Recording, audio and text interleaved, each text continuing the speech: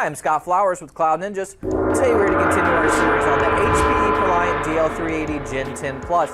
In this video, we're going to go over network cards. Let's get going.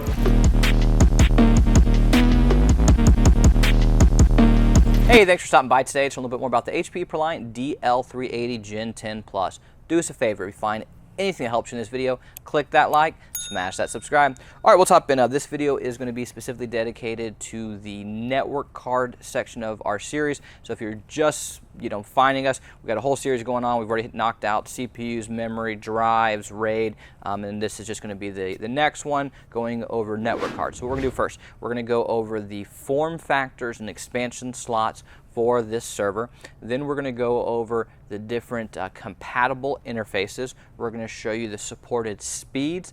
Then we're going to show you how to physically install both types of network cards, and then at the very end we're going to show you a compatible chart for the different models that you can use. Now I do want to note this is not all encompassing.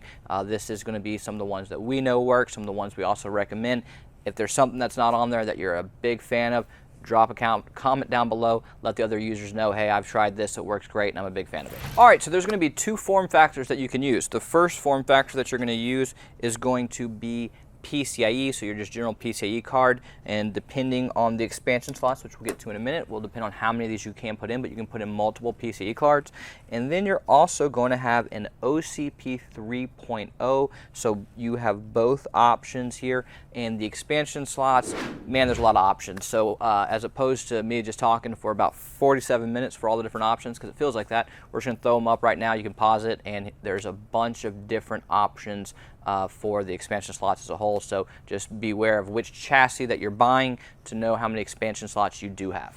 All right, so that brings us to compatible interfaces. So you can use RJ45, which is another way of saying Ethernet, very popular, one of the most common. You can use SFP, SFP Plus, SFP 28, QSFP, QSFP Plus, QSFP 28, QSFP 56. You can use OSFP or good old fiber channel. So those are going to be all the different compatible interfaces that you can use for the HPE ProLiant DL380 Gen10 Plus. So what speeds are supported?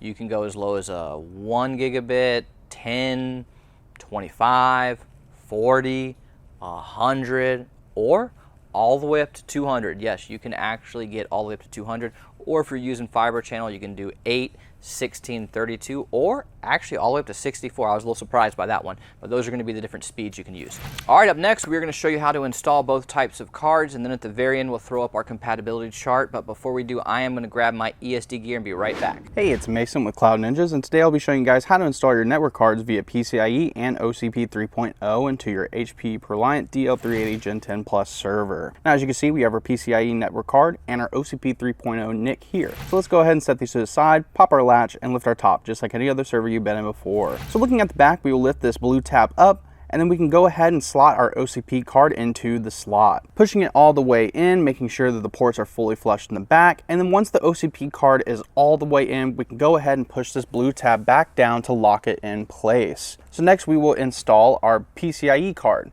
So flip these two blue tabs up and then unscrew them from the motherboard. This will allow us to go ahead and lift the riser, and then we can flip the riser over to see the PCIe slots located here. We will then take a look at the PCIe NIC and take a look at the leads. We will need to make sure that these leads line up to the PCIe slot located here. So let's go ahead and slot the PCIe NIC all the way into the slot, and then make sure that the bracket is flushed in the back. Once the NIC is all the way in and fully installed, we'll go ahead and reseat the riser by using those two blue tabs and screwing the riser down to the motherboard. Congratulations, you've installed your network cards via PCIe and OCP 3.0.